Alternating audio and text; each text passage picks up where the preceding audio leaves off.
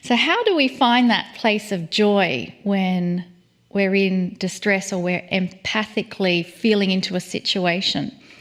For me, the image of a dolphin automatically dispels anything else I was thinking of before. So I invite you to close your eyes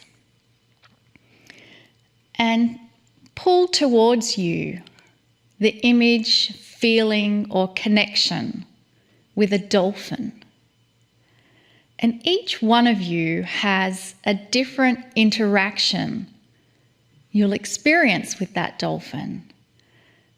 Some of you will be standing on the shoreline watching a dolphin or even a pod of dolphins playing in the waves.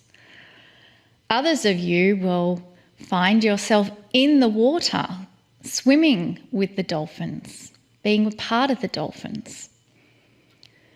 And no matter what situation you find, the dolphin's presence is enough to convey to you a feeling of dolphin bliss, a joy, a happiness, just by being in their presence.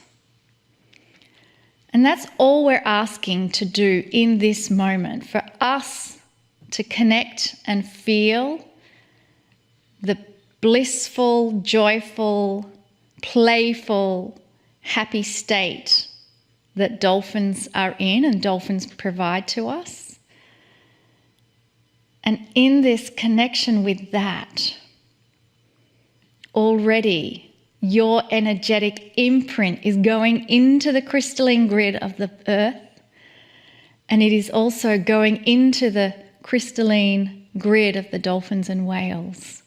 They feel this connection. They feel this excitement of sharing this moment of joy. And it ripples out into the field that everyone on the planet is connected to in this moment. And just from you alone, spending time to connect with a beautiful animal, the dolphin, you've already made a difference. And so now we step aside so that we can hear the messages from Kryon. Greetings, dear ones. I'm Kryon of Magnetic Service. There are so many things that I'd love to discuss with you in these new times. The things that have occurred just even recently, not only on the planet but with you, are miraculous. And you might say, well, I haven't seen any miracles on the planet, really. Light is starting to shine itself. Darkness is reacting in ways it never did before. We've said this before. That's a miracle. It's a miracle because it changes the status quo. A status quo which has been the same for hundreds of years. This is the beginning of a new planet. But more than that. We've given you some things in the past to consider, including the seed planting that we gave you in the Circle of 12. We're going to start developing some ideas around those seeds. Some a bit obscure, perhaps some that will be targeted to what you already know. This one is something you should hear. For many, many years, we've talked about your magnificence and the potential of mastery on this planet. How many of you can define mastery? You might say, well, the only model I have is what I've read and been taught of the masters on the planet of old. Many of them walked here and they did miraculous things. That's mastery. It goes way beyond that. Look at your favorite master. We've said this before.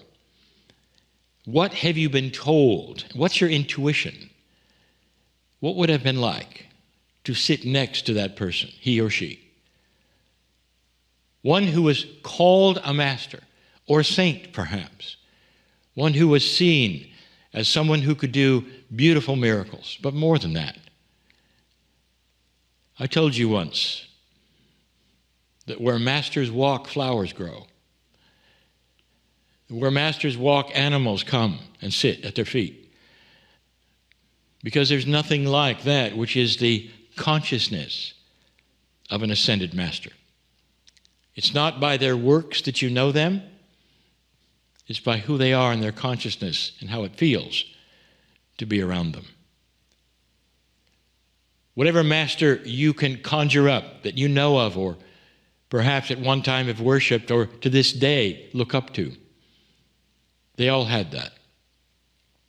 A consciousness that was so high that humans simply wanted to be with them, to sit at their feet. What was in common with all of the masters? I'll tell you.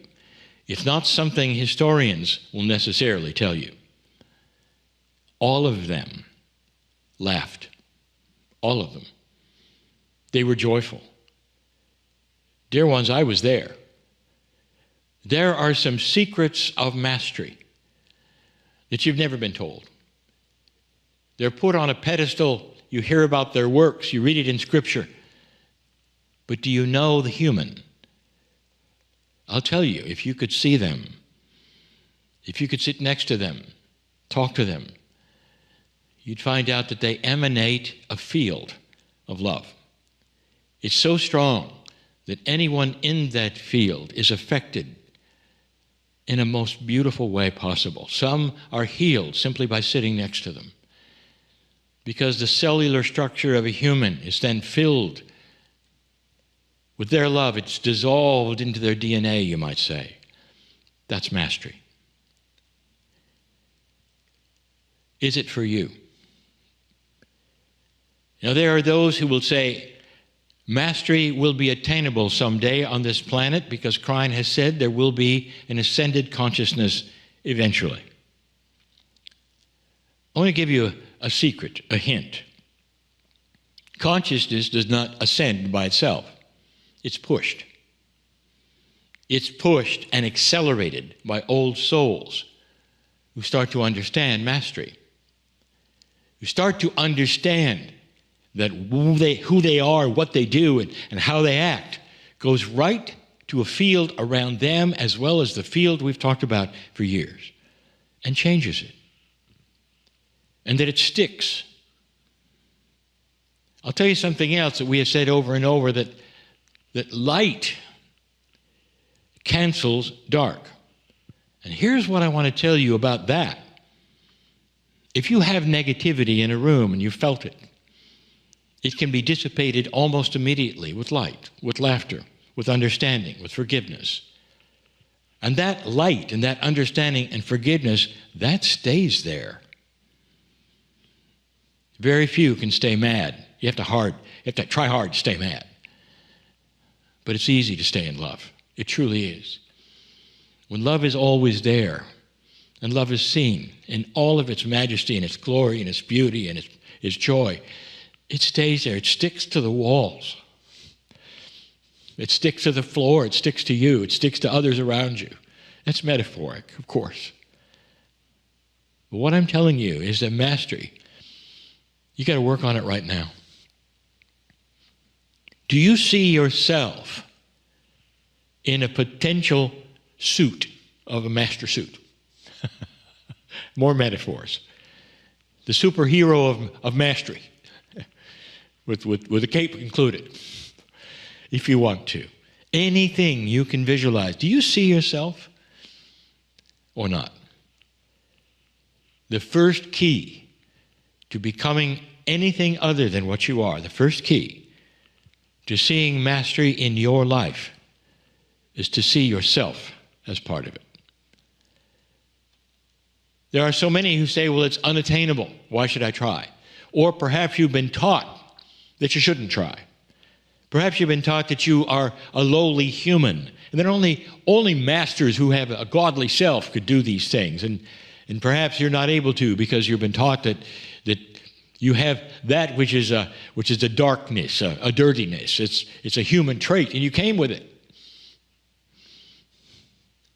That's trained. That's not truth. That's trained. That's not how it is. You come equipped with love. Your soul that we take you to so often, it comes in with love. Your society is very good at training you out of it. Not the kind of love that a parent has for a child, dear one. That's beautiful. That's lovely. And so many of you are fortunate to have that. Love in your life from a partner, from a pet. So many of you are so fortunate to have that. No, I'm talking about what comes in with you, with your soul, which tells you you're beautiful. That from your soul which tells you that the next step as you grow up is to create mastery in your life. That is intuitive. That is who you are. Did you know that? If this is the first time you heard that, I want you to take that in right now. You came in with the equipment of mastery. Most of the masters on this planet, they didn't walk around saying, I'm light and you're not.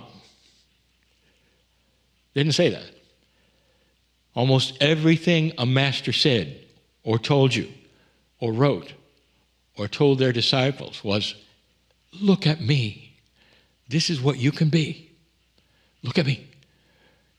Look at what I am and what I do. I'm a human being, just like you. This is you if you want it. You all come in, you might say, as sons and daughters of the creative source. You are a soul first and a human second. And somehow the training has been all the dirtiness of the human that cannot somehow get to God. Who constructed that for you? I want you to think about deconstructing that in your life. You are masters, the potentials of the future, every single one. Tonight, in the Circle of 12, I won't give it away completely, but I'm going to continue this in this meditation of the Circle of 12 and what you can do about it and how to proceed. Every single one of you have mastery in your future if you wish, some kind of mastery, a change of life that then will affect others around you. The beauty of love that will seem to penetrate everywhere you go, like a bubble. Wherever you move, wherever you stand, people will see it's safe to be around you. It's a good thing that you're there. They'll laugh. They'll love with you. That's the beginning of mastery. When you have that, everything else is possible. Is that for you? Do you see the mastery suit hanging in the closet, dear one? Or not? That's the first step. See yourself there. See it as you. And then it will happen. I'm crying in love with humanity. And so it is. Greetings, dear ones. I am Kryon of magnetic service. There would be those who would wonder about the process to the degree they would say impossible it is for a human being to switch this quickly from one side of the veil to the other, to be literally with one foot with a higher self.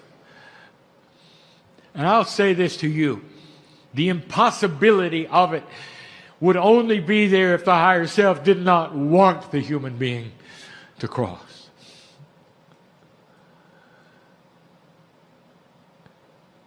You must know this, that as my partner spoke to you today about the love of God, this is the way of it. For God is the parent energy, and this parent energy sees you in your singularity and loves you in this fashion. We would give anything to void the rules of free choice, to show ourselves in a fashion that made you understand we're here. But on this planet of free choice, it is you who must open the door to us. We stand like the angels we are in your lives, walking the whole duration. At the point at which you are born on this planet, the angels surround the table, or they surround the pool, or they surround whatever it is that you have chosen to come in. And they stay with you. And in those beginning days, literally in those beginning weeks, you might see the infant with the wide eyes looking at the angels. The infant will point. Sometimes the infant will even smile, even in 2 weeks, 3 weeks.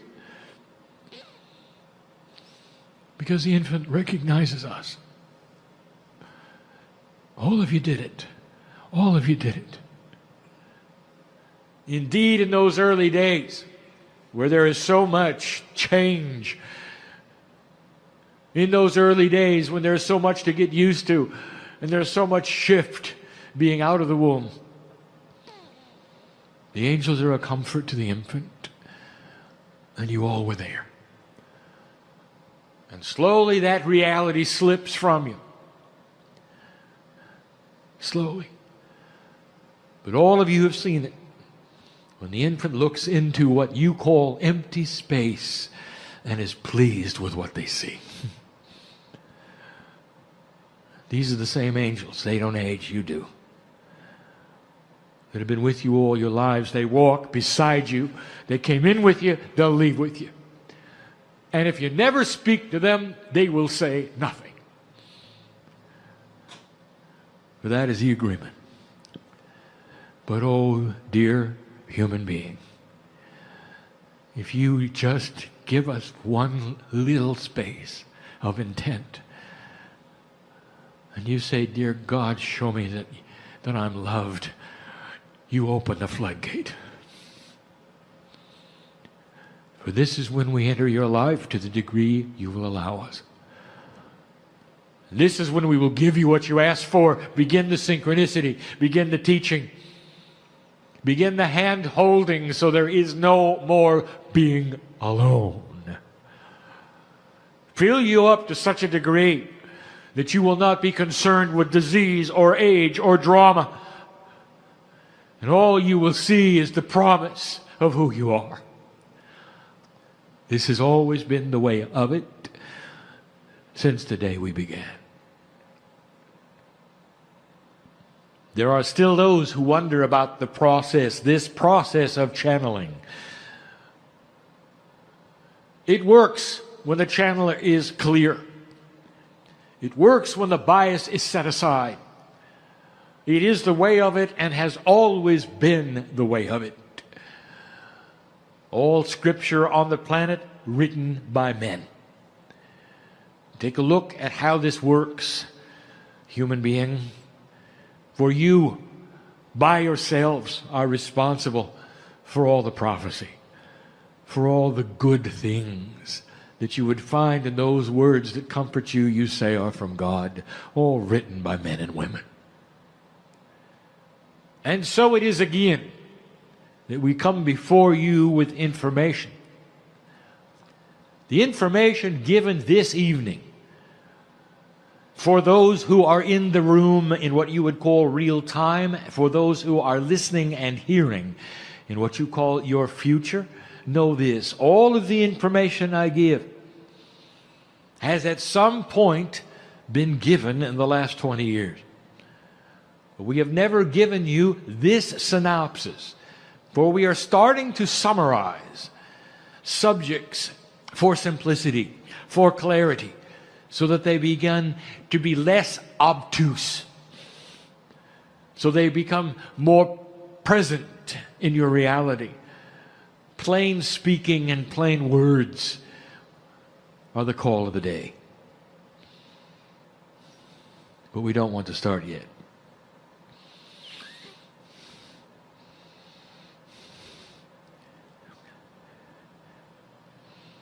How many of you in here are aware of what is also in here? Let the energy of this moment not be lost upon you, for this is real. What you hear here is not a human being pretending to channel. Let those in this place who are astute and who sense the energy of spirit look upon him now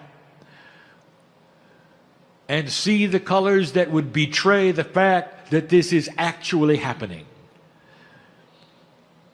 Feel the energy of spirit as it comes to you in a way that only spirit can, to prove to you that this is real. Feel those you've loved and lost in the room now.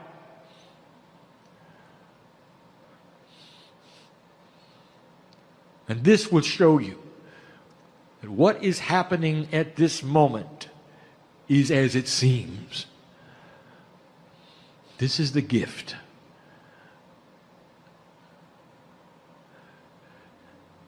From our standpoint, the gift is that you would sit and let us wash your feet. And while my partner gives you information, the third language will be present in all the hearts here. And some of those who are listening will be touched as well. For we know who you are as your ears hear these words. For we see you there. And we see your faces and we see the light that you have as well. Let the information given today be passed to many. This information we are going to call the lineage of DNA. From the start of DNA to today. The way it occurred on the planet, the way it works, and all of the things that you need to know around it to get you to the place where you can use it. And we must start where my partner started, even today in his lecture series. For much of this is as he mentioned. But for those who are not here, we start at the beginning. We start with history. Question has been asked, Kryon, why is it you speak of DNA? It is a biological attribute of the human body. It is the blueprint for the human genome. It writes all of the genes, over 30,000 of them. Why would you speak of this? You don't speak of molecular substances. You don't speak of chemistry. Why would you speak of DNA? Instead, speak to us about spiritual things. It has been said. The criticism has been put forward. The disappointment is registered. And there are those who don't understand why we speak of DNA. So let me tell you, dear one, if you are one of those, it is time to reveal your DNA is that which is the core element of who you are. If you had to pick a place where the higher self is, it's in your DNA. The Akashic record, the blueprint of everything you ever were, is there.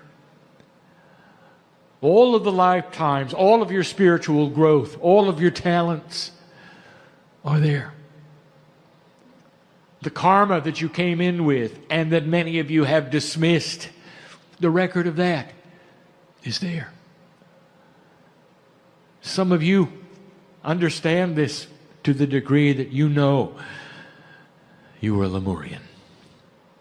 And if you were, and if you feel this way, you know of the incredible profundity of what's inside. That is the reason we speak of these things. And it's only been in the last few years that science has given you the proof of what we are going to speak of now. We have alluded to this in the past. And now we'll just say it straight out. Your DNA is over 3 billion chemicals strong. Each piece of DNA, which is a loop, has over 3 billion chemicals in it. A molecule so small that you need an electron microscope to see it has 3 billion parts. The Human Genome Project has revealed, however, that these parts are a mystery, and that only 3% do anything. And those 3% of protein encoded portion of the DNA chemistry produce over 30,000 human genes. It is the blueprint that you were looking for, but only 3% did anything. Over 90%, therefore, is a mystery. And the mystery continues, for there is no symmetry within the 90% of the chemistry. You can see no codes. It seems a random event has occurred, and some have called it junk. Some chemists are convinced that DNA is left over from the evolutionary process and is no longer used by the human being because there is no pattern, there is no code, it does nothing. And the rest of you know better.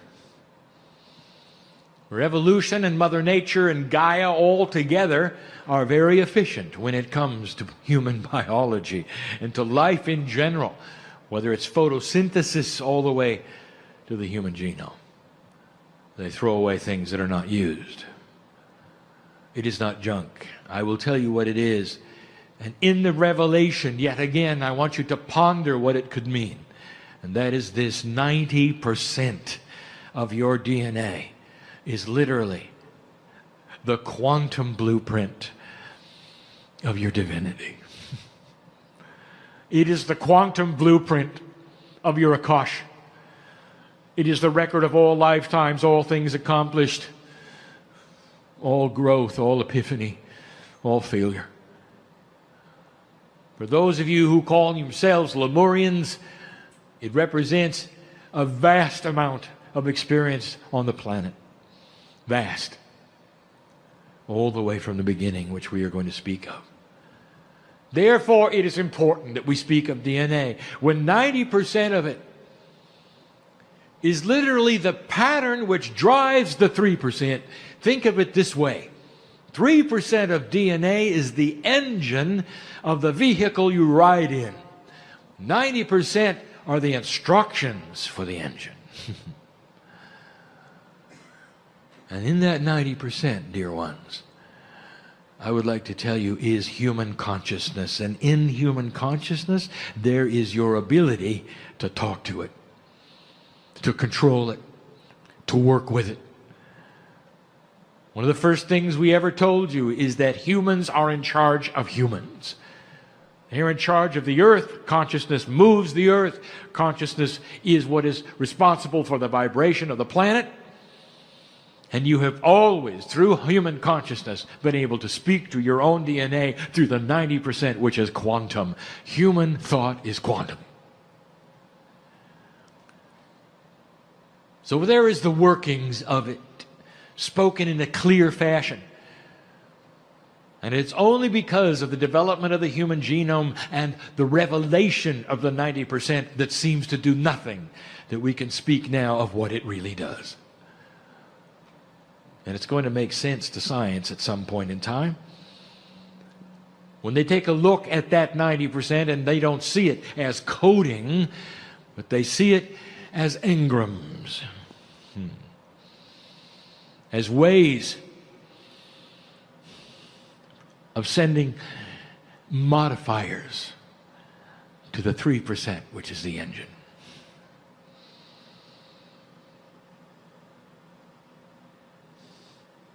There's a problem, however. It doesn't work well.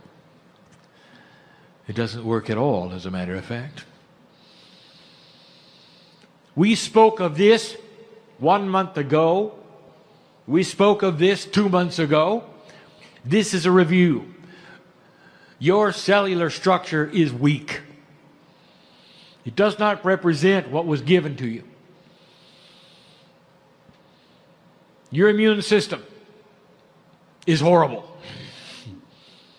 Almost every disease on the planet goes right around it. Did you notice? You can't even stop a common cold. 90% of your DNA developed into a way to give instructions to the 3%, and yet the 3% can't do its job. And there's a problem here, you might say, and there is. For the 90% of your DNA that's supposed to be quantum is only at a 30% efficacy rate. That is to say, it's only 30% efficient. And we gave you that information some time ago. I'll give you the things we said then. Just briefly, I'll say this. How does it make you feel to know that you could have cancer in your system and your body will never tell you? You've got to go to another human and have a test to find out what your body is doing. What kind of a system is that? The self-diagnostics that have been built into the human being doesn't work. When a nerve is severed in your spinal cord, there's a chemistry that races to that area and keeps them from growing back together. Did you know that? Just the opposite of what you want. A starfish can grow back an arm, you can't. How does that feel, being the top of the evolutionary ladder? All of this because there is a DNA that is not functioning as it should. If you ever wondered about that, this is the fact. It does not function as it should. Let me take you back to the beginning. And here it is laid out so that anyone can see it and hear it, and all of the attributes of it. You need to hear it 100,000 years ago. There were up to 17 kinds of human beings in development, just like the variety of nature would call for regarding some of the other mammals. Just like there are hundreds of kinds of monkeys, just like there's a tremendous variety in so many mammals, animals, but not in the human being. But there was then. Go back with me 100,000 years, you'll see that documented. And then it happened. And some of you hearing this are not going to like this. This was the lecture of today. I give it to you again, for not all of you were here. Listen. A beautiful thing happened. Something happened by design. You were waiting for it when you were creating the planet, dear ones. When you were with me watching it cool down, you knew this would happen. So here we are at the end of a long day, and this group is an extraordinary group because you came early, you stayed throughout the day, and you came back for another 2 hours with us. So true seekers, true light workers. And this intimate group, we are lighting a match for the planet right now. And boy, does it need it, right? So with that, I invite you to close your eyes and use this moment to return to the essence of your soul, the essence of your eternal soul. It's a flame that never goes out, a continual burning of light, the place where we can recharge our cellular structure when we give intent to connect with that essence of our soul. Where is it that your energy comes from? Where is it that the healing comes from? Where is it that the love emanates from? There is nowhere, because it is both inside and outside It is that essence of your soul that exists everywhere and nowhere at the same time. And so the invitation is to let all the busyness of the thoughts in your mind dissolve away into the nothingness of the eternal soul. And from this place of the burning eternal flame, let us welcome in the final message from Kryon for this day. Greetings, dear ones. I am Kryon of Magnetic Service. Questions have always been asked about the awareness of Spirit, of the Creator. And what I mean by that is how much we know about you. And sometimes it's asked in a fearful way, like we would know too much. I would like to tell you, we know every soul here, every soul here. In other words, we know the essence of you.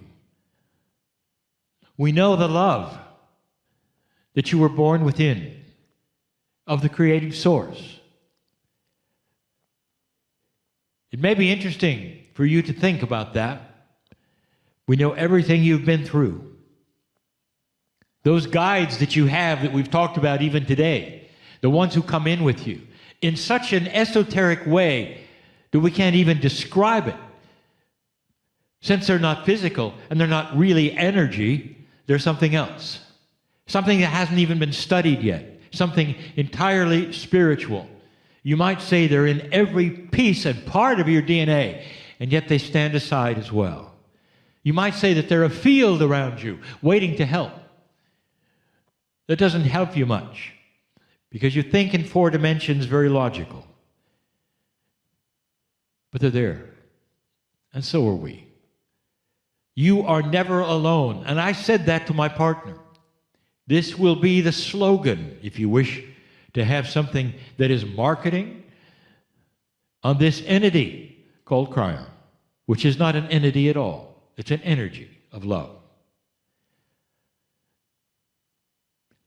You are unique, each one. You come into this planet, you have biological differences. When you're raised, you have things implanted into you which then become your subconscious, which then you have to work with. Some positive, some not. And it makes you who you are. What you believe, how you believe, and how much you think about what you can do. You're born into a very modern culture with a very old way of treating humanity. How many of you can stand up and say, I have a lot of self-worth? And the answer is not that many. Or if you do, it's not really true. We can tell. We know. We know what you've been through, what you've been told. We know that you fight a battle if you were to stand up and state that to anybody, in a group especially, because you've been told to cool it a little. Because people will think that you're a little too much or perhaps a little too egotistical. And yet there are those of you here who are giants of majesty in love. In this room. We know you. And you don't talk loud. And you don't talk much. But you love humans. All of them. And you've learned some things this lifetime, before that. We have 3 shamans in this group. We have a whole number of spiritual leaders, some on organized religion in the past. We have 3 nuns. Not now, but in the past life. I think you know who you are. This is who is in this group. The chances are very high that this is not the first lifetime when you're discovering a spiritual overview that leads you into questioning yourself. How big really am I in the eyes of God? And the answer is enormous. I want you to know that. I want you to know that if you could really pull away the veil, that whoever you are, whatever age you are, whatever you think about yourself, we see you as one of the brightest lights that could be on the planet. Because we know that which you are learning and that which you are applying to everyday life.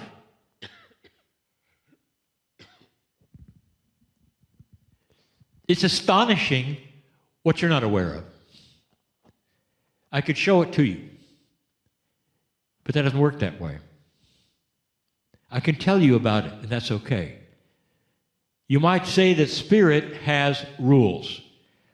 They're not as much as rules as an honoring of the process. And the honoring is this. You come into this planet with free choice. There's a reason for that. People have asked, well, what is the entire reason of life? Why are we living like we are living? Why does spirit do what it does?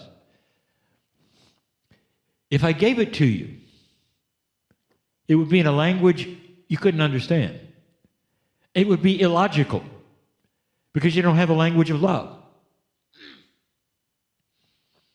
Oh, if you only knew that which goes on in this universe, in this galaxy, and how are you related to it? Oh, I'll tell you this. I'll give you a hint. This planet is increasing in light. It really is. It may not look like it right now. It is. Other planets have gone through what you are going through. Decisions, light and dark. What you'll tolerate, what you won't. What you really want on the planet and what you don't. That's where you are. But I'll tell you, the light that you strike here, called planet Earth, is measurable in consciousness by other planets, by other groups of planets, some of whom are very aware of you and are waiting for you to join a consciousness group who also understands what's going on. What you do here, specifically in the next 100 years, will change that which is what we'll call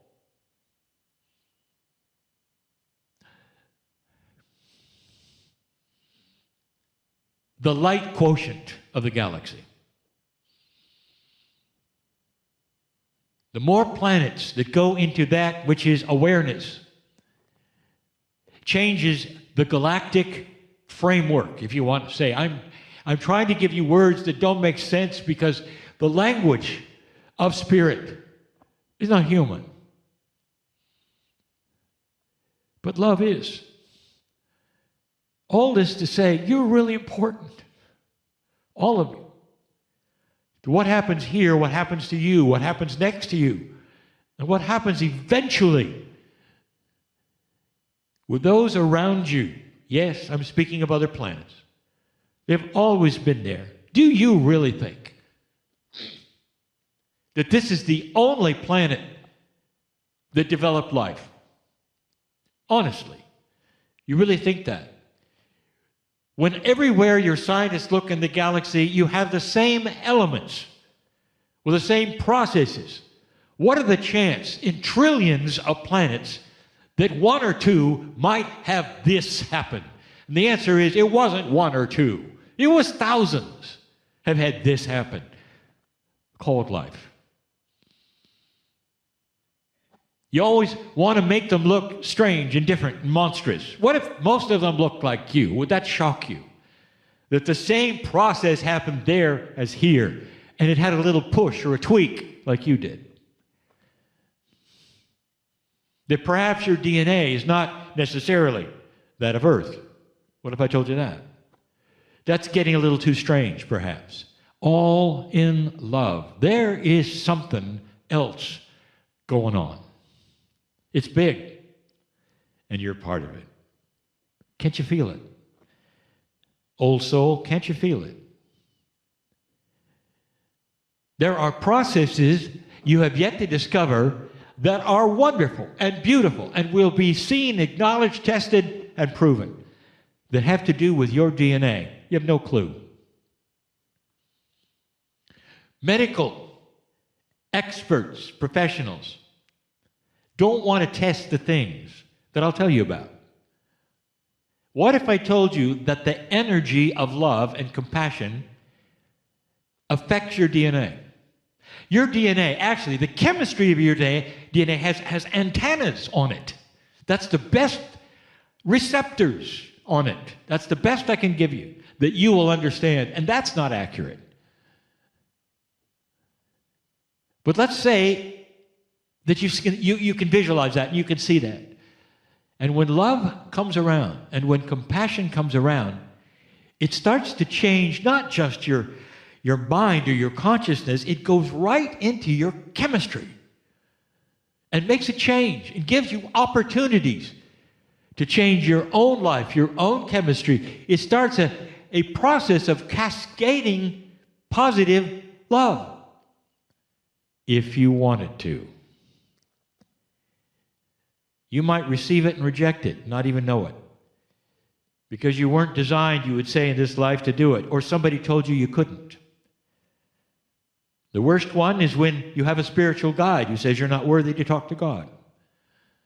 And that's happened too, hasn't it? But here's the truth. There are those processes within you that respond to esoteric things and start a process within you. Now, my partner alluded to it, but even he doesn't understand it. Perhaps you're here for the first time and you think all of this is nonsense. Give it a couple of years. Because if it's true, it festers. That's the best word I have. It attaches itself as true. Love, compassion, kindness. And you can't get rid of it. And then you have the opportunity to let it grow or not. And if it does, it leads you to examination of yourself, perhaps. Why do I do this? Why do I do that? How can I improve this? How can I be a better human being for those around me? It starts to go in that direction by itself. And you're saying, well, what is that? Is that some psychological process that I'm not aware of? And the answer is, no, it is not. It's a DNA process. What does DNA have to do with how you think? Everything.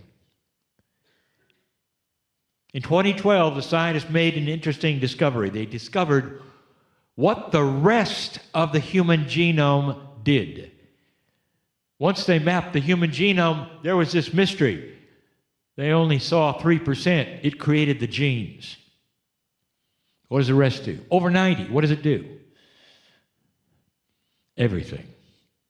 It's responsible for who you are. It even includes your Akashic record. It's esoteric. It's splendor. It's all the things that you wish were you are there. And you don't know it yet. There is so much hidden in this old energy. But when it starts to change, things change for you. You have already experienced some minor shifts in your culture, and you have not celebrated it as though it were different. And yet it is. Hundreds and hundreds of years in your culture, a sameness was there of old energy and the way people worked and how they acted to each other, and the biases were always there. And suddenly, in your lifetime, it starts to change and shift. Have you noticed? What do you think about the Me Too movement? How long has that been going on? How long? And the answer is your grandfather, your grandfather's grandfather, your grandfather's father's grandfather. It never changed. Oh, but it did in your lifetime. Now, that ought to tell you something. People are starting to care more about each other. They're trying to make bias differently. And you'd say, well, good luck with that, because it's always been a certain way.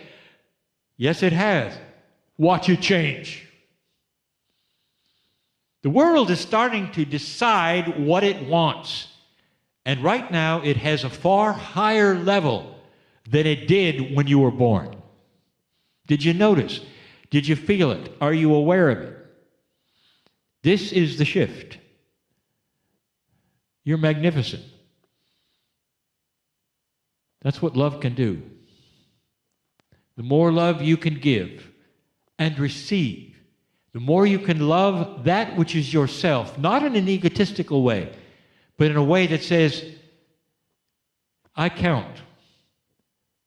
I hold a light. And I'm going to show my light by how compassionate I am. Because I am loved by God, I am loved by myself. I count.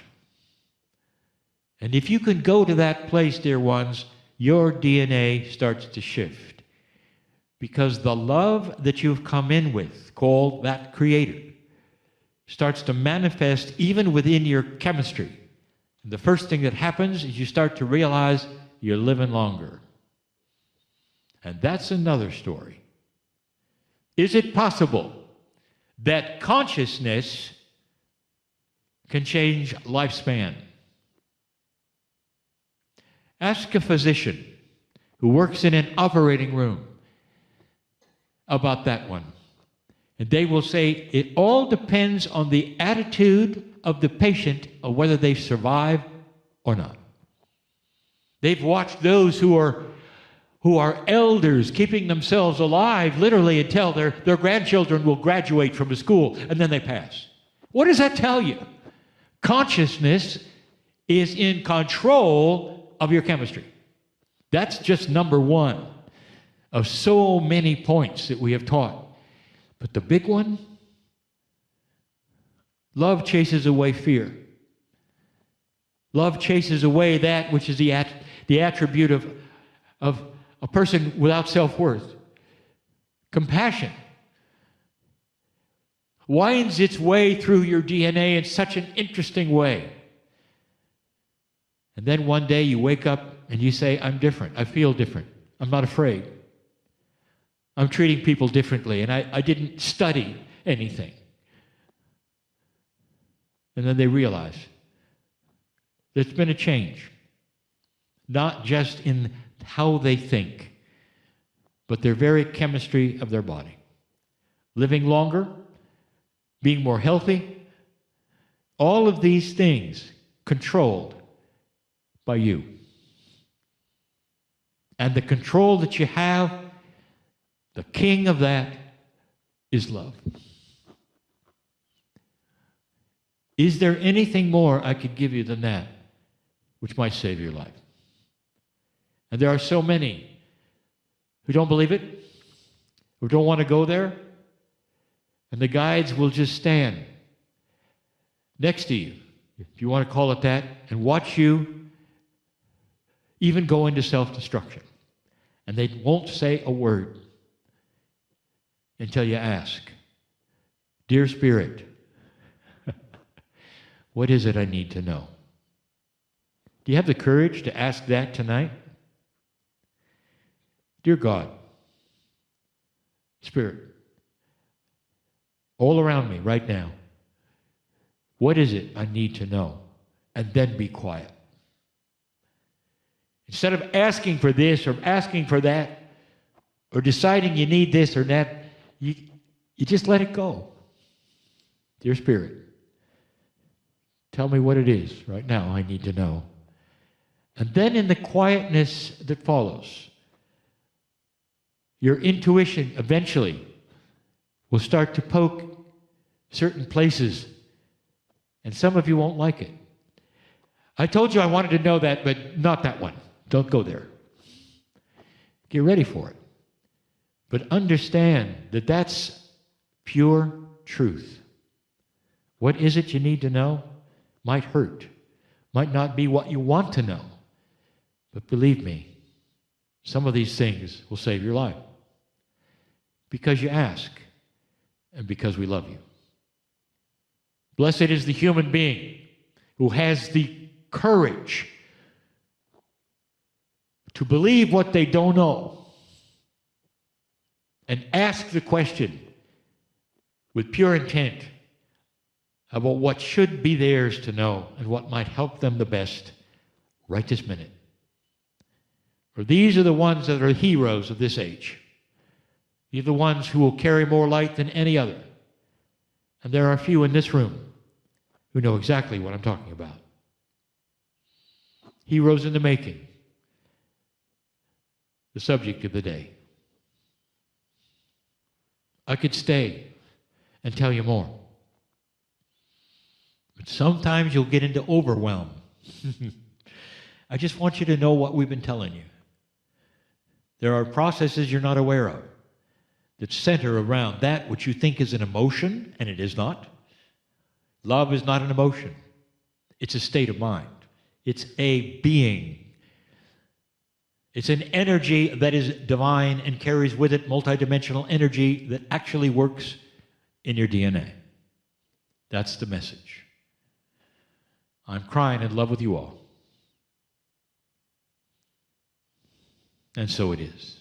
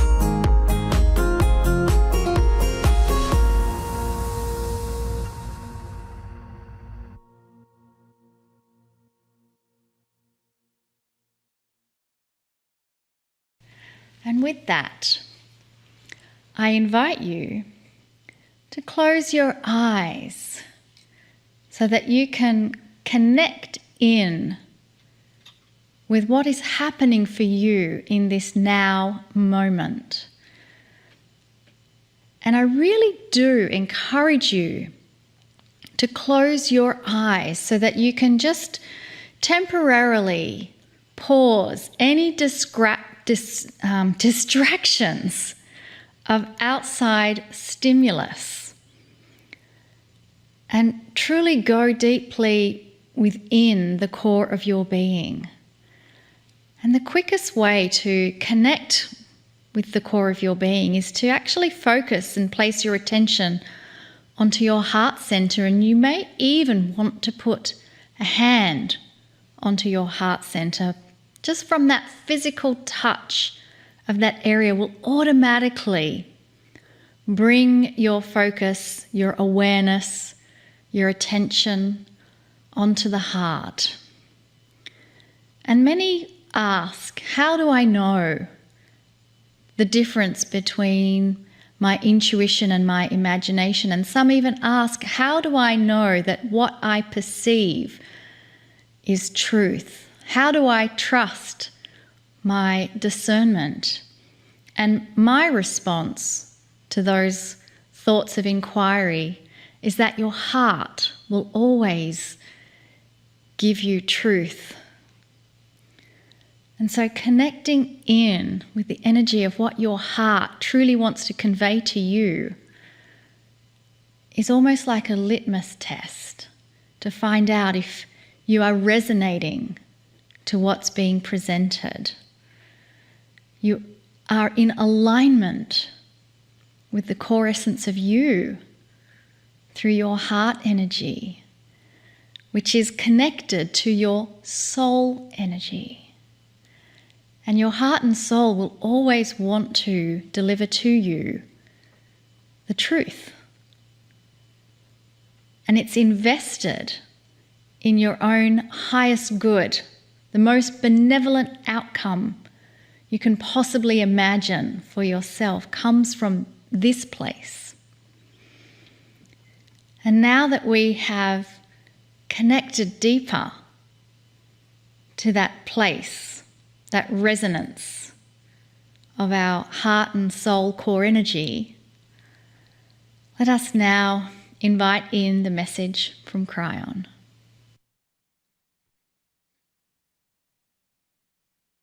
Greetings, dear ones. I am Kryon of Magnetic Service. The subject of this month, and even partially of last month, is about timing. The timing we talk about now, right now, is more personal than an overview. This particular channel, I want to talk about something that is really part of your everyday life and existence. Now, we have spoken many times about the energy of not just expectations, but of affirmations, of thinking, positive and negative, and what happens when you do.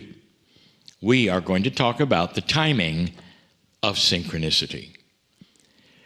So in order to make this channel more complete, there must be a review. In this, a channel about drilling down to talk about something specific in timing for you, we have to also talk more about the energy. And that energy that we want to talk about mostly is that energy of that which brings to you what you create. Now, you can call that energy whatever you want to, but the way it works is very profound. It's almost too profound, because there will be those who say, Kryon, what you have just told me doesn't exist. If you would interview most humans on the planet, they would tell you that you are born, and if you're lucky, you exist. If you're lucky, you won't have accidents that may terminate your life or cripple you, if you're lucky. And that if you're not lucky, it'll be the opposite. And so it seems to be, at some level, you are a victim of chance. And most would say, that's correct. I mean, why wouldn't it be? You can't control the future. You may not be able to control the future, dear ones, but you can control the present. And we have told you that that which some call the law of attraction is you putting energy in front of you somehow, so that when you arrive at that place where you've put that energy, you get synchronicity. So let's back up and talk a little more about that. There is something around this planet, around the consciousness, that is not even esoteric. It's physical. It is called the field. It is a multi-dimensionality where consciousness, which is energy, resides. This is being studied and validated at so many levels that someday it'll have a name, more than just the field. And those who expect these good things to happen actually put it in the field. And when they do so, it helps to arrange their lives so that as they walk forward, they will have the correct things happen. Let me put it this way. Any road that you might go to and you don't know what it is may have potholes and rocks and smooth areas. So there are those who say you're blindfolded and you may trip on the rocks or step in the potholes, and it's called chance and luck.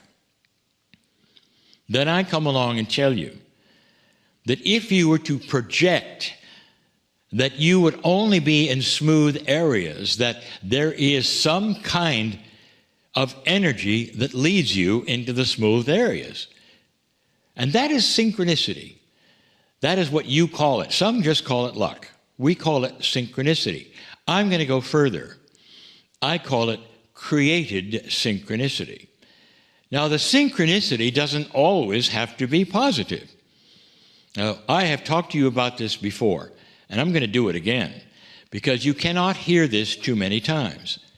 If you are always negative, if you are invested in how this planet has victimized you and you'll never get ahead, you are going to create your own synchronicity and you're going to step in every pothole that exists.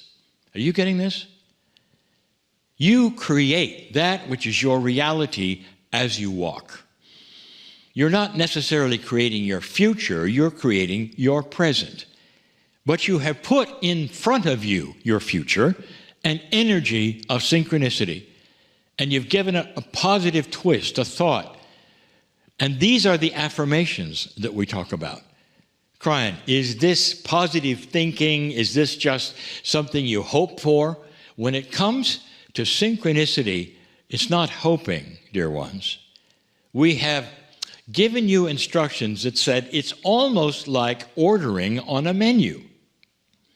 That if you expect these things every day, on a daily basis, they occur. Now, there would be those who are so linear listening to this, and you're going to say this, well, that's absurd, because if I have a problem and I just don't know the solution, how can I put in front of me the solution, Kryon? So let me, old linear one, give you the answer to that. Here is your projection. Here is your affirmation. As I walk forward, I will always step into that which will give me solutions to my problems. How about that one? In other words, you don't have to put in front of you absolutely everything that you're wanting or look for or expect, but that which perhaps is even greater. Dear Spirit, let me always walk in the light. Dear Spirit, put me in the best places I can be. Now, the circle of 12, we're going to enhance this just a little more. But there are things that you can give yourself in these affirmations that people don't even think of. What kind of control do you think you have? Let me ask you a question. Have you ever had an experience where you were about to do something you'd planned, perhaps something you looked forward to, perhaps something you expected, and you were stopped? Tonight in the circle of 12, I'll tell you why. If you are asking to create synchronicity and there's something in front of you that's inappropriate, intuition may stop you if you're tuned into it. I'll tell you what gets in the way, dear ones. What's in the way is where you set your mind to something no matter what. And you get all kinds of esoteric signs and signals and intuition. Perhaps you should wait. Perhaps you should wait. And you move forward and you step in a pothole. I think some of you have had this experience as well. We are talking about one of the greatest tools in the new energy, and it's being enhanced.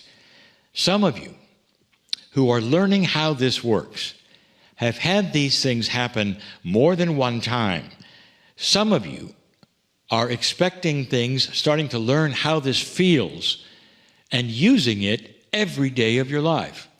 Waking up in the morning and saying, no matter what happens to me this day, I will project the things that will solve them, being in the right place at the right time, meeting the right people, and staying tuned up, being attuned to the synchronicity that I need to see. There are those also starting to understand that those you meet along the way may very well have something for you, even though it doesn't seem like it. Those perhaps you will meet and you would just simply say hello and dismiss them and move on, may have some kind of a package for you that will change your life. So that means that you have to perhaps examine situations differently. The Spirit brings to you because you ask for them. You simply didn't recognize them. More than synchronicity. Now we're talking about gifts that you have actually projected and asked for that sometimes you miss. Timing. Timing. It's a beautiful thought, is it not? That perhaps you as a human being have control over your life. I want you to think with me for just a moment, maybe even project your life. There you sit. Now, some of you, perhaps this is for some of you it's new, and you'd like perhaps a little more idea about what I'm talking about. So let's go through it. It's so important that you understand that this is doable, more than doable. This is something that you can use now, every day, practical, esoteric information that works. Dear Spirit, I'm uncertain about my future. Dear Spirit, I may have this or that. Dear God, however you want to say it. You say, let me project in front of me what I need for me. Not for others, but for me. And in the process, let me find that what I do will then be for others. Dear Spirit, let me walk into my solutions. Dear Spirit, bring me the right scenarios and the right people and the right relationships that I need to have to move forward in love. The best one we told you about many times. Dear Spirit, show me what I need to know.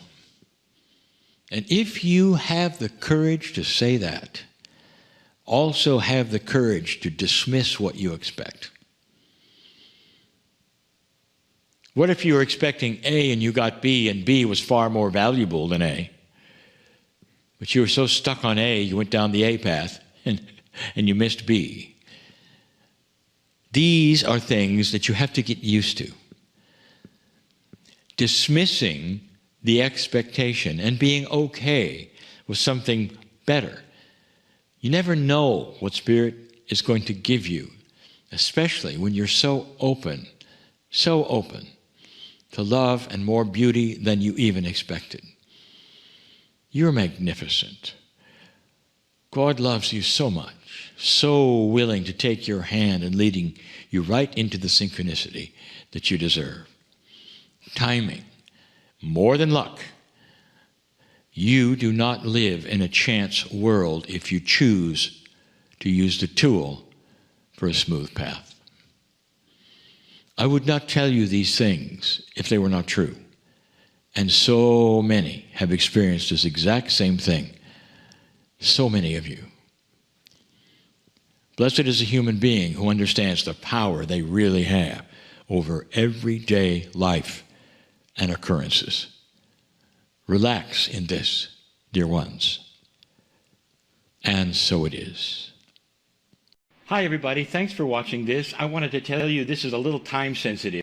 Please make yourself comfortable where you are sitting, in your living room, in your office, in your patio or your bedroom.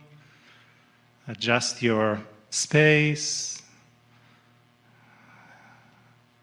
If you feel comfortable too, you may gently close your eyes and bring your awareness more into your body, and from there to your energy.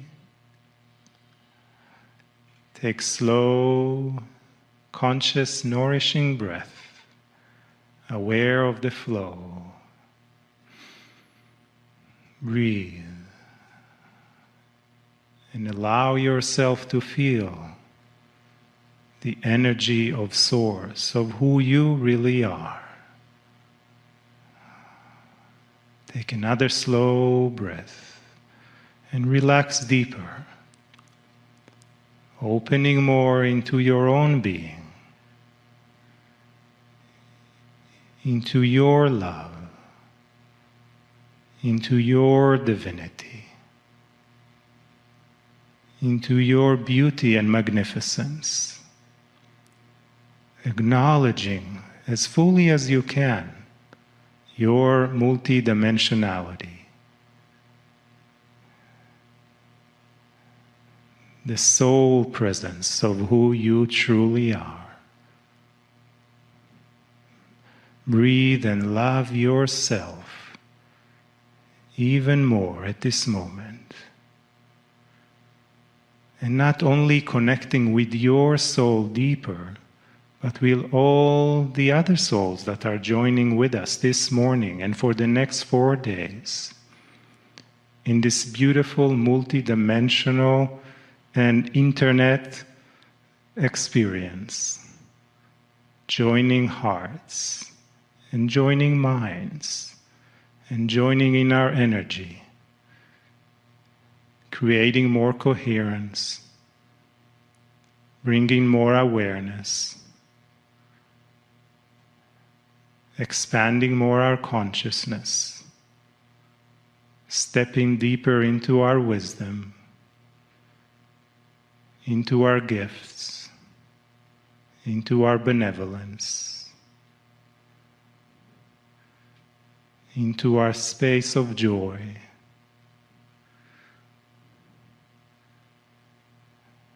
Breathe and love yourself even more. Allow yourself to connect deeper, expanding more, and feeling the love from all that is, and from the family beyond our physical presence that is joining us as well, with their support, with their unconditional love.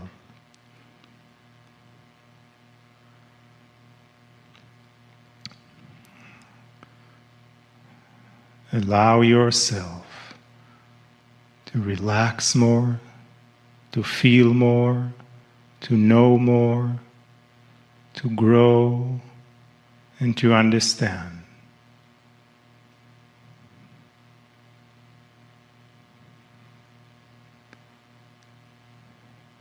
Take another deep breath.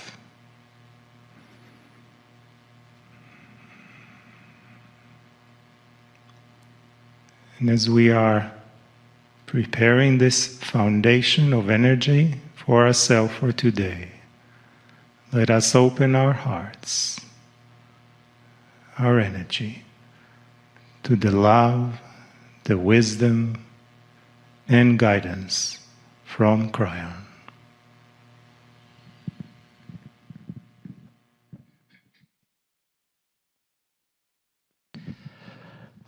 Greetings, dear ones. I'm Kryon of Magnetic Service.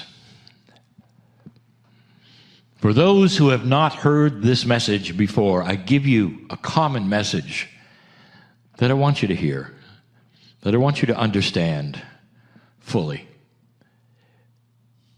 God, Spirit, the creative source, whatever you wish to call it, that which created you and all that is, knows what's happening right here, where you sit as you listen. I've said this before as well, that we are in a multi-dimensional place, and it's very difficult for you to understand that this message that I give now, even when it is listened to later, has the same effect. We know who you are. And in all beautiful love, we care about you. Wherever you are, wherever you sit, whatever has happened in your life is known by all those angels, if you wish to call it that, who surround you. As you sit there, I want you to understand that no matter what you have been told about who God might be, it is a caring, loving, beautiful, kind Creator that has put you here.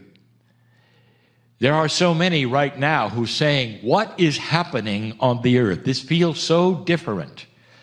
And because of the difference, so many are in fear.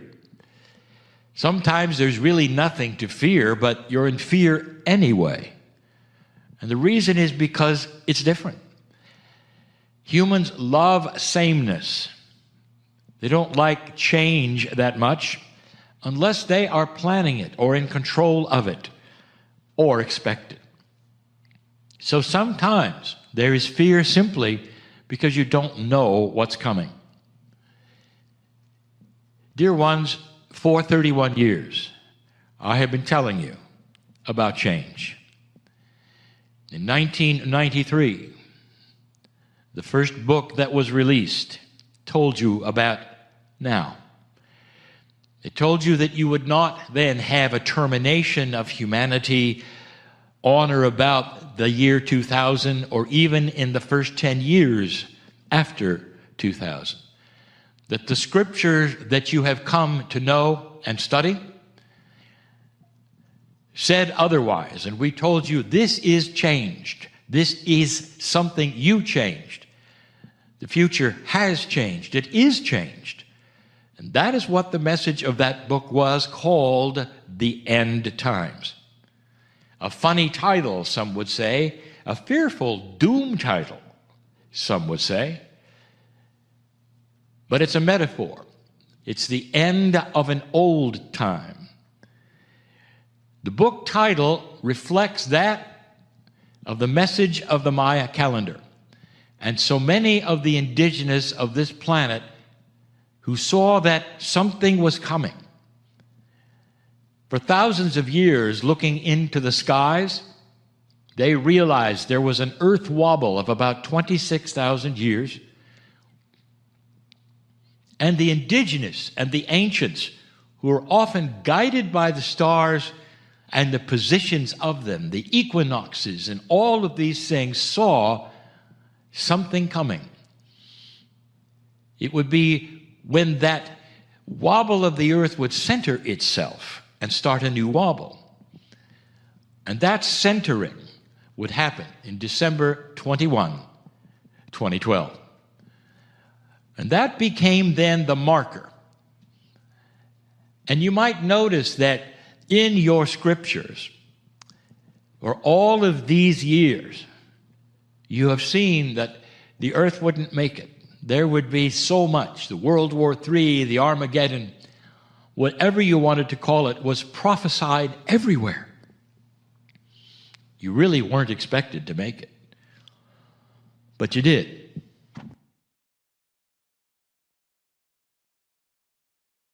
I arrived in 1989 with a grand message.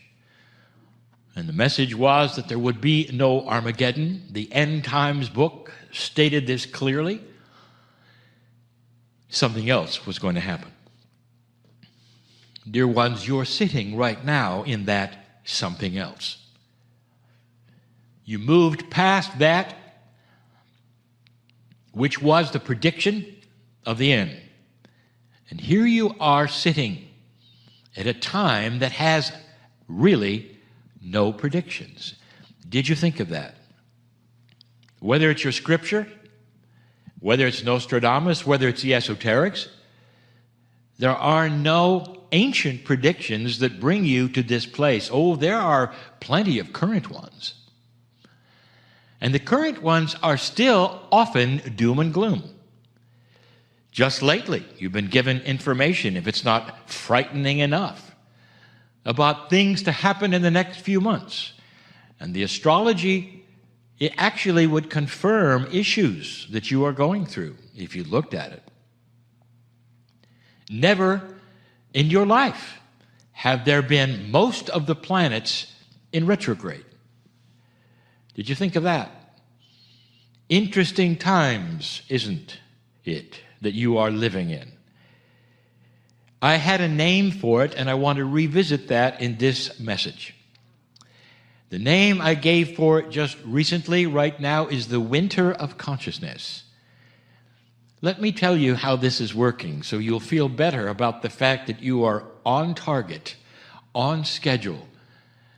I told you there would be changes. 31 years. The messages have wound up to this place. Some have been cryptic, some metaphoric. But I told you that, dear ones, there is change coming.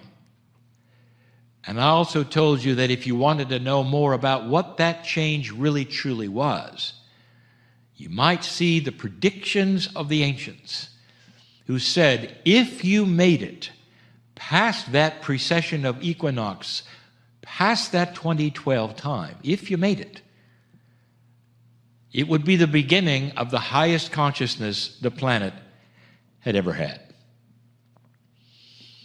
With high consciousness, you have the end of war.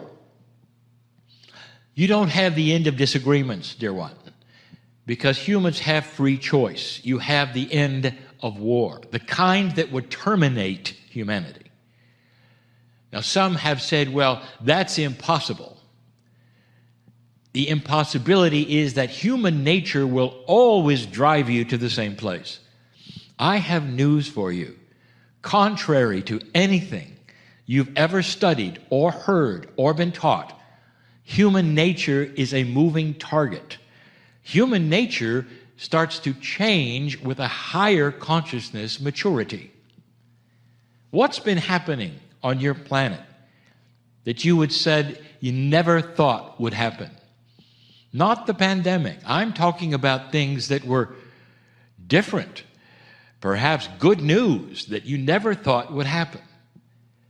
For hundreds of years, there has been an inequality with the genders, so much so that one gender would be over another, and the other gender, the women, could do nothing about it. It wasn't just hundreds of years, perhaps it was human nature for thousands of years. And suddenly that changed with what you call the Me Too movement. Now, dear ones, think about it. That is a maturing of human nature and consciousness.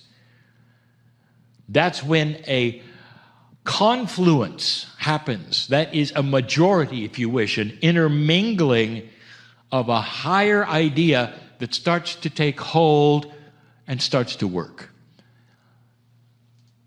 You've had some of the clergy for hundreds of years been responsible for abhorrent things with children and got away with it. And now you have even the leader of the clergy making differences. We predicted that leader. We predicted that leader would make those changes. That's the first time in hundreds of years that you're starting to see dark things come out into the open and be settled. You are right now in a place where other things are coming to the surface. I speak now to those of my partner's citizenship in America. It's time for change, and you know it. It's not that which happened in the past where the change would happen, but really wouldn't. Meaning that it would rear its head again, and there would be demonstrations, and there would be those who were distraught in the horror of what happens, and inequalities. And then they would go away, and then they'd recur, and then they'd go away, and then they'd recur. But now, dear ones, it's just like these other things I'm telling you. The reason you see so much unrest right now in this country is that finally they're looking for a solution. And they're not going to let it go unless there's a solution. This is different. This is a change. This is what we've been talking about, and here it is. Some interpret this as the worst thing that could happen, and you say, look at the unrest and look at all of this and what's happening. What's happening is maturity. What's happening is growing up. What's happening is that the old ways are not going to work anymore. The winter of consciousness is a description, a metaphor of the seasons. You are at the winter where the leaves are falling off the trees and it's becoming bitter cold and you don't know what's next. What follows winter, dear ones? You know. The sun will come out. The trees will have leaves again. That is a metaphor for things that start to be solved. Nothing happens quickly here. You know that. Nothing. But at least the seeds can be planted and grow that start solutions. And Americans will start a process of not electing anyone unless they are on board with the solutions. Do you see how this may be different? Do you see?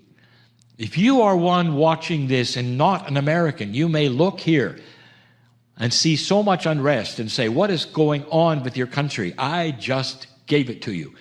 And this country is not alone. There are some things happening on the planet, not as much in this country, that are also going to be exposed soon. The slavery of young women who are taken from their families and sometimes birthed in places just to be of service to men. Slavery. Dear ones, it's rampant. There are thousands. And it's all underground, you might say. It's always been there. Suddenly, it's going to rear its head. I want you to see how it's being funded. Then I want you to take a breath. You won't believe it. And it's going to come forth. All part of a new human nature. This is the message of Kryon. If you want to say, what is the overall message? It's always been this. You'd reach a time when you'd start to grow up. Grow up in maturity, in consciousness, so you would never kill one another in mass in a war. Unconscionable is the word. A higher consciousness that starts to make sense on the planet where you start to get along. And that your leaders, they won't last long unless they echo what the old souls of this planet are going to demand. Solutions or the beginning of them. Progress, finally. That's what's going on. Can you sit and celebrate it in the pandemic when you're experiencing, in some places, a reboot of the way things are? The new normal. A word that I've used now for some years is here. The new human, which I've used for years, is here. That's what's going on right now. Do you have the courage to celebrate it wherever you sit, no matter what's going on in your life?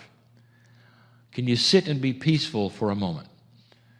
Can you sit and be healed of fear and anxiety for a moment? Can you sit and realize how much you're loved for a moment? A spotlight comes on you, and you realize the angels are here, and they're looking. And there's so much love. You will get through all of this, old soul. One of the reasons you're here, to hear some of the things that may help. I'm Kryon in love with humanity. And this is the message, and always will be, for a new human on a new planet called Earth. And so it is.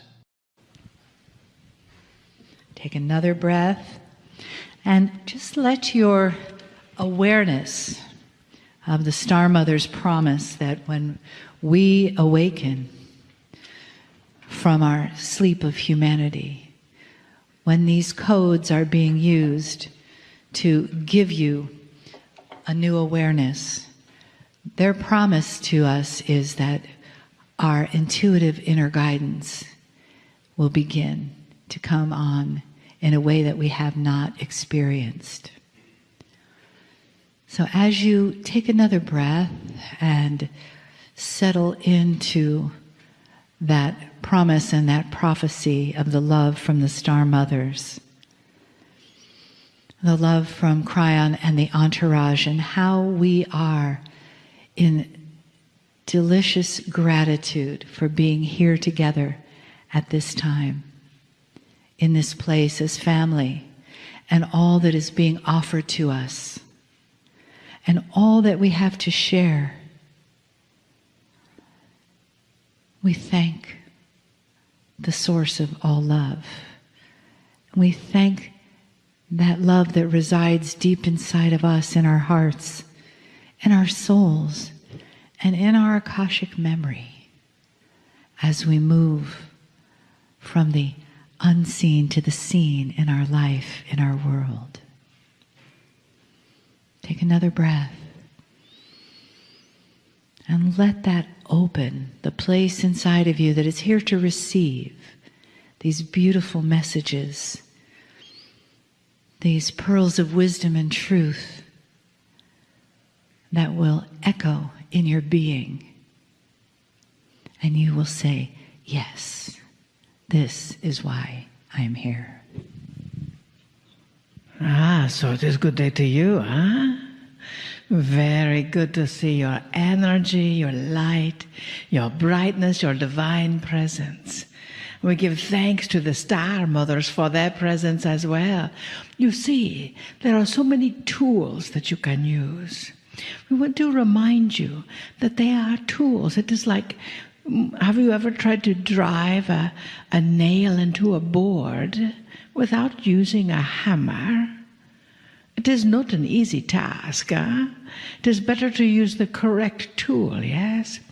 Have you ever tried to listen to someone's heartbeat without using a stethoscope? You can hear the heartbeat, but it's not as clear.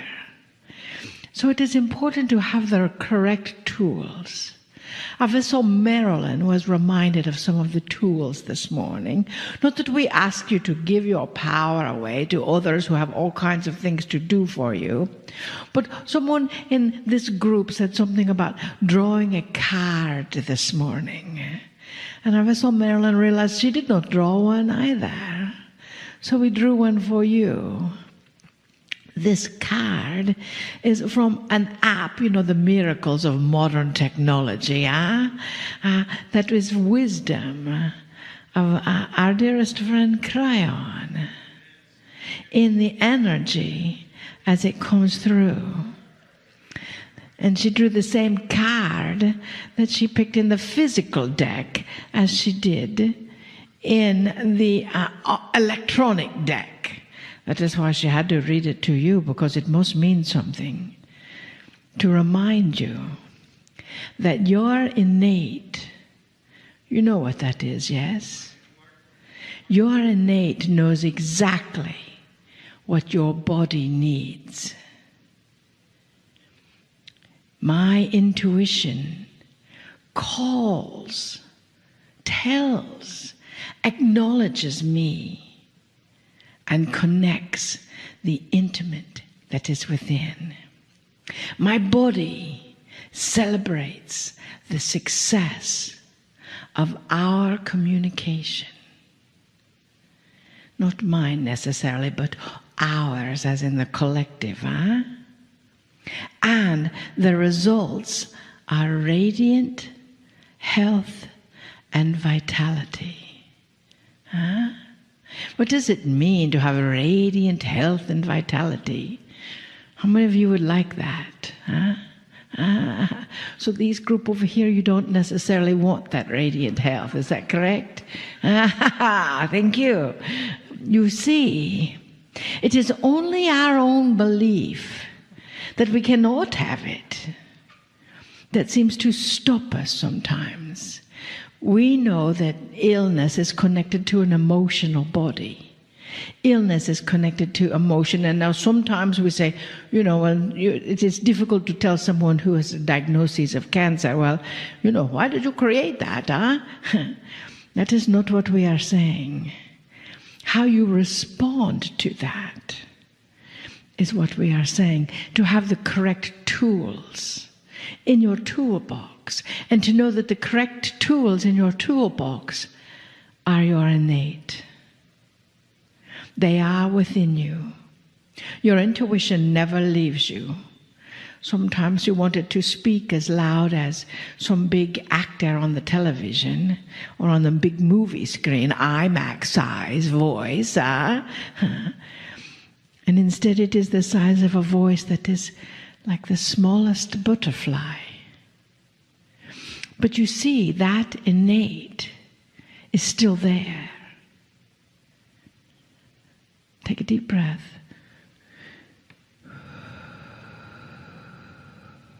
Just as the star mothers are still there. Take a deep breath. Just as the guidance of Kryon is still there. Take a deep breath.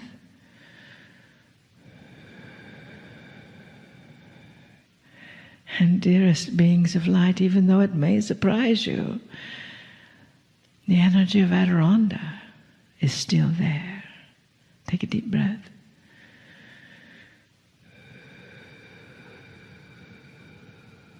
You see, they are each a part of your innate. They are each a part of that wisdom that is anchoring in every cell of your field. They are each a part of you, even though they may not sound like Arvis or Marilyn or us or Lee Carroll or the divine Amber. They may sound like you. So you get the opportunity to understand and breathe into those tools. Breathe into that wisdom, because that wisdom is love. That wisdom is that energy that is within you 24/7. Even if you get angry with that love and send it away in the form of some human body, too bad, the body just may leave, but not the love. For that love is, what do they say it is? Eternal, infinite. And that love is in every cell of your body, no matter what. Even if it has cells that have been diagnosed with some disease or some ailment, or you have that pain in your back or pain in your neck and your pain in your patootie. Yes, you see, that is just the universe asking you, so are you a pain in the patootie sometimes? Huh? And if you are, why? What is that reflection? How are you to grow from it? How are you to magnify yourself into the drive that is coming in, into the wisdom that is you? As we have asked you yesterday to stop denying your own wisdom and start breathing into it. That is what we are anchoring in you right now. Take a deep breath.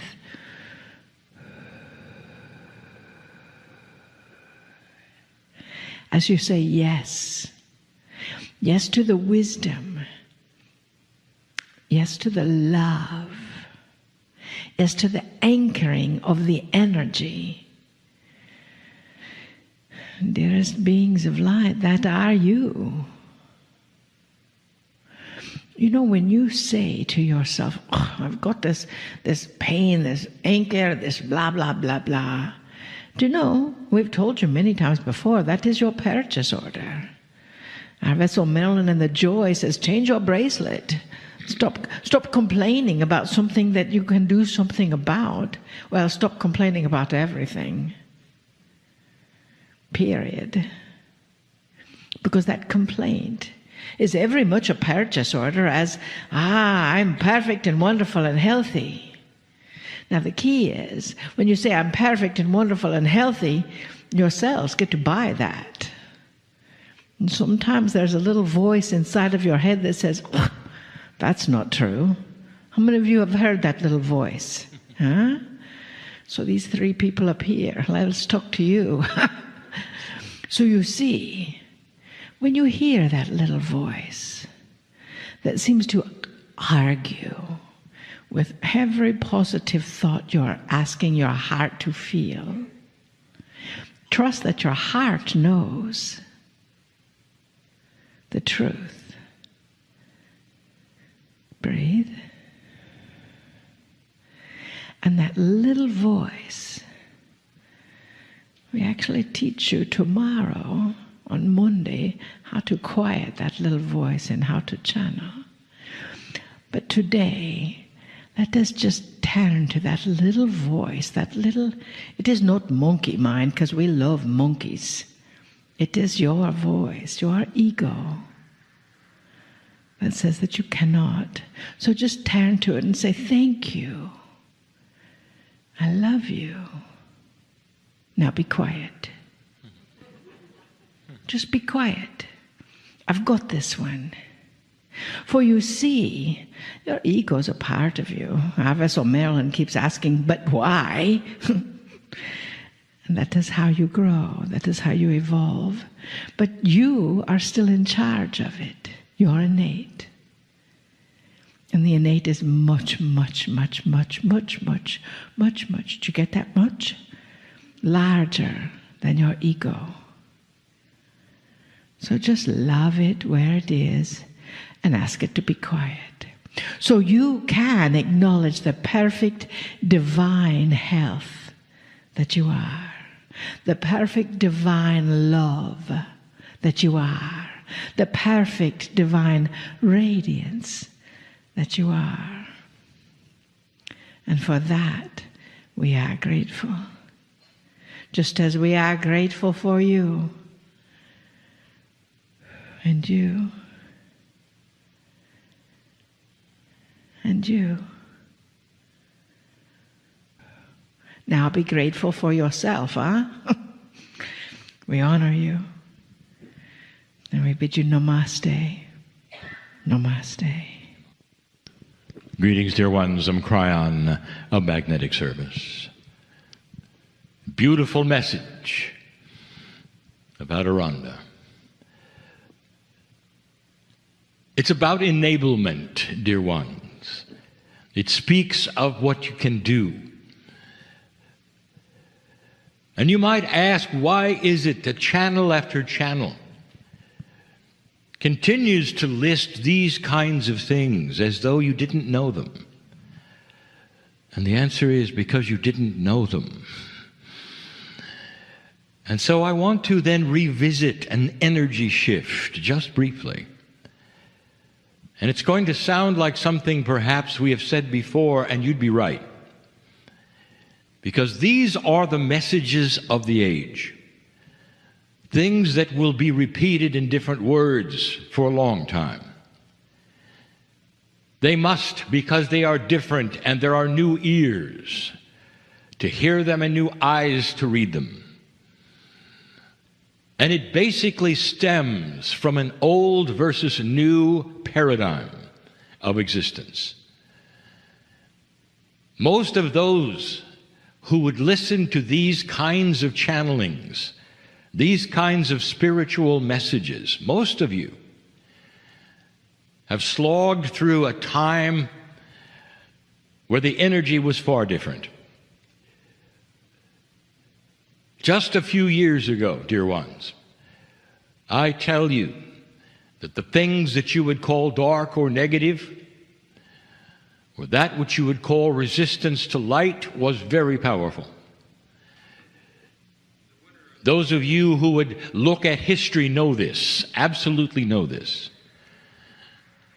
For you would see that history is packed with dysfunction and sadness and horror, all caused by that which is a dark energy which seemed to prevail on this planet, and not just a while ago, but for a very long time. We've spoken of an evolvement of your human spirit, an evolvement even of your DNA, which allows some magnificent things. But the biggest thing is enablement. The question would be asked, well, why do we have to keep telling you what you can accomplish? Shouldn't it be then obvious to you? And the answer, it is not obvious. Because of the past that you have walked through, because of the things that you've experienced that did not work, because of the sadness that you've had over and over when you tried things with light and they seemed to be beat back. This was the age, dear ones, of a disconnection. This is the age of a connection. To make things even more difficult, those of you in spiritual systems, we're told that it is not possible for the human soul to contact or talk to, or even be part of a discussion with, that which is the creative source. That there is a disconnection. You were also told by the millions, if not billions, that you were born on this planet dysfunctional, perhaps even dirty, and somehow that kept you from connecting. And this has been the story. Enhanced it is by the energy of the past, the feelings of the past, the paradigm of feeling helpless. Even if you were spiritual, it was tough. And suddenly we are saying that what the ancients predicted is here. That with the precession of the equinoxes and more, you enter an age of compassion that you earned. We also told you this was not necessarily going to happen this way. In fact, many of your prophecies did not have you living much past the year 2000 or even 2010. So many of the dark prophecies, we'll call them, had humanity terminated, and you didn't go that direction. Instead, you're here. Instead, you're here in a new energy paradigm, and that is what you're not fully aware of or realizing. You'll come to a meeting like this, you'll listen to a channel like this, and you'll say, what pearls of wisdom today do you have, Kryon? And I will say to you, the pearl of wisdom is wake up to the new energy which is here and has been here for years, enabling you to drop the things that you don't need and pick up the things that you do, the tools that are here, just like Adironda said. And the biggest tool is connection. You are connected. You have the ability of direct communication. You always have. But in this energy, it's so obvious. It ought to be self-evident. You can sit and connect to the Creator itself, that which puts you here, soul by soul. And we say it yet again and again. Doesn't it make sense that the love, the amazing love of God, doesn't it make sense that there would be a system of loving contact with you? Every soul on this planet is actually a piece of the Creator. Hard for you to understand. But in a multidimensional way, it's easy. Things are all connected. The oneness of everything. You are one with the Creator. But even more, your soul belongs to the Creator. And in that, you are entitled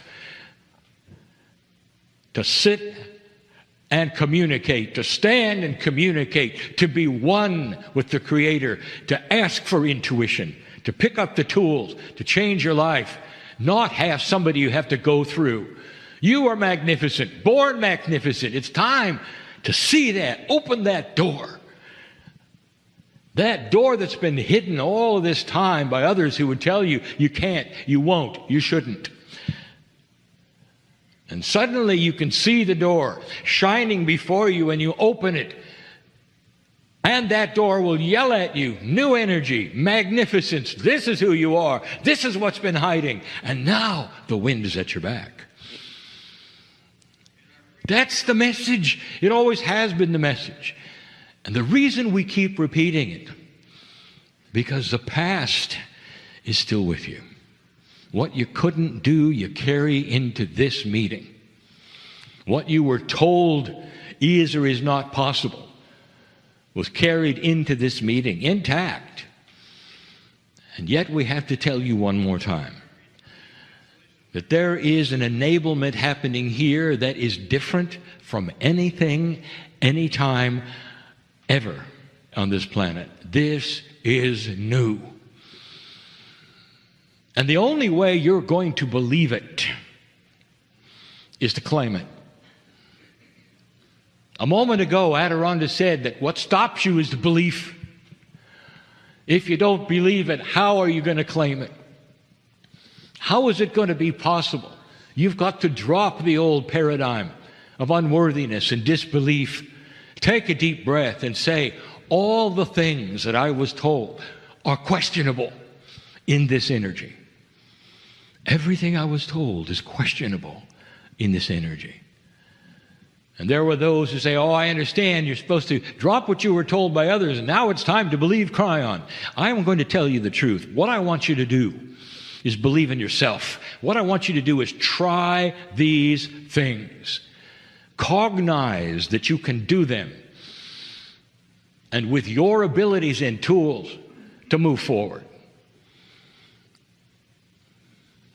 How many of you were told that you couldn't change your biology? You catch a disease, it's over. Did you know that that is completely and totally changed? That consciousness, being energy, can actually imbue itself into the cells of your body and speak to the disease and say, you are inappropriate here. And they'll get the message. Did you know you could increase your lifespan? How many of those in charge of your spirituality and the systems told you that? Was that something completely and reserved for the prophet? And you couldn't? Or is it possible the prophet was showing you what you could do all of this time? That's the door you open. That's enablement. That's your magnificence. That's the message. That's the message we're going to continue, even into later today. The wind is at your back in a way that never has been. God knows who you are in a way that's connected to you as never before. You ought to think of these things. I'm not here for you to believe me. I'm here for you to take the information and experiment with it and try it. And what you take away will be your discovery in your words and your energy. And that's the way it must be for things to change on this planet. Not humans believing in still another doctrine, but humans believing in themselves. There's more. And so it is. Hello, I'm Lee Carroll. You know, And so I want to ask, what is your intent for this message that you're about to receive? What questions do you have? What issues are in your life right now? Because Kryon tells us, Spirit tells us, that you are known and you are loved by God, the Creator, Spirit, however you wish to pose that question to the all-being, all-knowingness. You are loved and known, and so are your issues and challenges loved and known. And so how do we receive the solutions? It's allowing our intellect to step aside, connecting into your heart center, allowing your breathing to become very slow and rhythmic, allowing that connection to the heart and letting the intellect of the mind drift away into the background. It's always going to be there, but we can just tell that intellect to just be quiet, just soften, just go into the mist of clouds in the background so that we can sit and receive a message that is being given directly for you.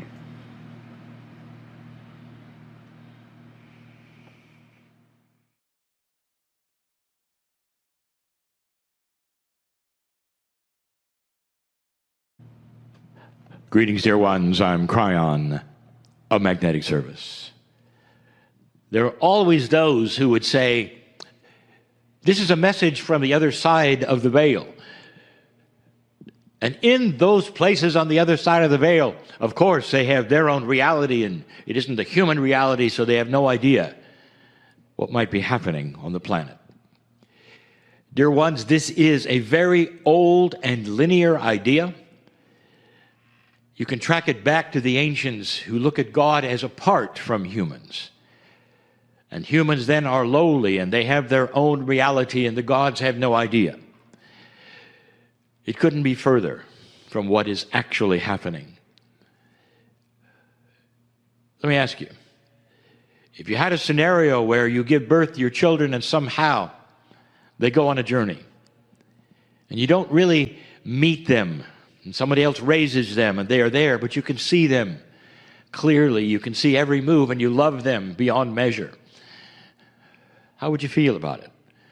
And the answer, you'd be on the sideline, you'd be cheering with them and crying with them and trying to reach through the veil at them, perhaps, and saying, look, we're here, we're here, we're here, we're not apart from you, we're here. This is how it is. The creative source, indeed, is your home. This is a metaphor of how Spirit, how God, how it works. And it works through that which is your soul. And we have said this before, and especially on these Healing Wednesdays, because the connection with your soul is the next step on the way to phenomenal healing, peace, longer life. And because of that, and what I have said, there are those who would say, yes, but what happened to prayer? We've told you, especially on the premiere show of these Healing Wednesdays, we told you that there would be layers of the onion on a human being, a metaphor that there are layers and layers of belief and ideas and things you've been taught and told and experienced that are now changing, and they're changing because of evolution of consciousness. You are starting to get revelations that are beyond and above what you're told. Now, there are some who simply say, no, that's not accurate. We're going to stick with everything spiritual we were told. And Kryon, you're now eliminating prayer. So let me tell you the truth. It's always been the truth. This prayer that you have right now is so simple compared to what it can be. Right now, it's a linear idea. You speak to Spirit. You hope Spirit's listening. You know it works. Prayer works. It always has. And all over the planet, there's prayer. So when you go into that healing circle, what is happening? I will tell you suddenly. It's a prayer that is so much stronger, but not just stronger. Suddenly you sit in the circle with Spirit. And instead of a prayer where you're starting to plead to a source perhaps that you're just believing is there, suddenly you are at the crux of it. And why? Because the soul is part of the Creator. Do you understand this? You are not apart from God any more than you are apart from your children. You realize that they carry part of your imprint wherever they go, your children. You might say they are made in your image. This is the same with the Creator. Your soul is part of that creative source, and it is part of you and the human. What are we saying here? When we get to the circle of 12, dear ones, we invite you to pray in any way that you want to, and you're going to find that prayer is not what it was. Suddenly you are in the middle of the energy that we talk about. Beautiful, this soul of yours.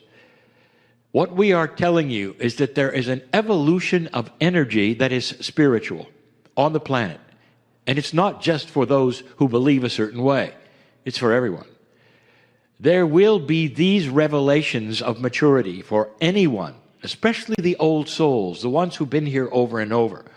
There will be these revelations, obtainable, believing anything you want to, if you wish, about who cannot receive. That is so linear. That's what humans do. They put God in boxes and say, you can have this, you can't have this, you're doing it wrong, you're doing it right. I'll tell you, when you get to that place where you step into the soul energy, all of you are equal.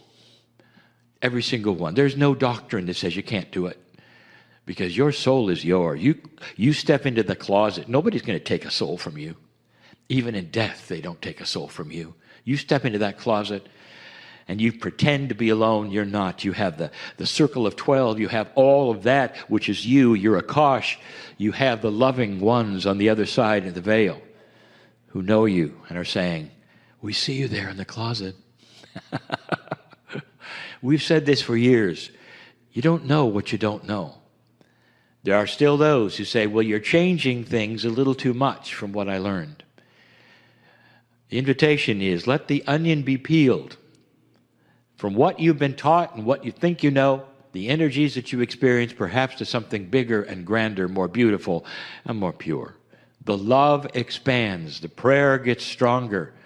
All of the things that you love about God, all of the things that you now have gotten used to in this linear world are about to change and get stronger, better, pure, more loving, more compassionate. All of that because of this that you've gone through, this change, this shift that happened in 2012. The planet, again, is starting to evolve and become more mature. And the first ones that will receive that are the kind of consciousness that would watch a program like this, the old soul. Look at who subscribes to this particular program. It will be the ones who are interested, of course. And the interested ones start to feel a tug, a pull. And they say, I want a place where I can go every week and just sit and be safe and be loved. This is the crux of that which we have created, that I told my partner to do.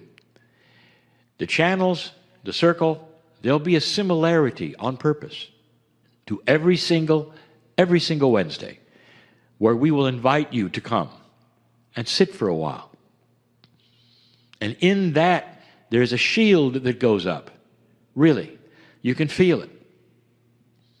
If you'll turn off Perhaps all those things that might disturb you, the telephones, all the things that might ding and ring and, and call for your attention. And there's a shield that starts to go up with intent that says, I want this to be a safe place. I want to go to a multidimensional place for a little while and sit and be loved. I want to sit with that which I know is inside my soul, which is the creative source of the universe. So I'll say it again. That which you think is inappropriately being changed is simply the onion being peeled.